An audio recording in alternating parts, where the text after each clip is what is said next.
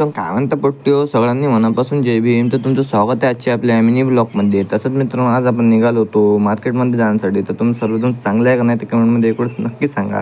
तर आज आपल्याला करायची होती आपल्या स्कूटीची बॅटरी चार्जिंग. तर तुम्ही बघू शकता डायरेक्ट आपण आलो होतो माझी जो बॅटरी जोर. मग काय बॅटरी चार्जिंग वगैरे केली, मग निघालो घरी जाण्यासाठी.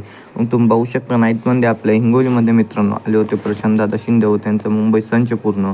तर आज आपल्या हिंगोलीमध्ये होते रमा माता जयंती यांच्या निमित्त भीमगीताचा कार्यक्रम आयोजित केला होता. आपले हिंगोलीचे बंडूदादा नरवाडे व इंगोली साहेब यांच्या वतीने मित्रांनो तुम्ही बघू शकता आपल्या हिंगोलीमध्ये भीमगीताचा कार्यक्रम आयोजित केला होता. मग आज तसं मित्रांनो शिवसैनिक व भीमसैनिक सर्वजण एकाच जागी.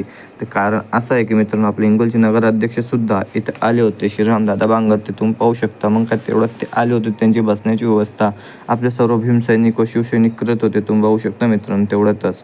मग सर्व आपल्या भीमगीताचा कार्यक्रमसुद्धा तेवढ्यातच चालू झाला होता. तुम्ही बघू शकता प्रशांतदादा शिंदे व त्यांचे पूर्ण मित्रमंडळ वगैरे त्यांचा पूर्ण मुंबई संच आलेला होता आपल्या हिंगोलीमध्ये.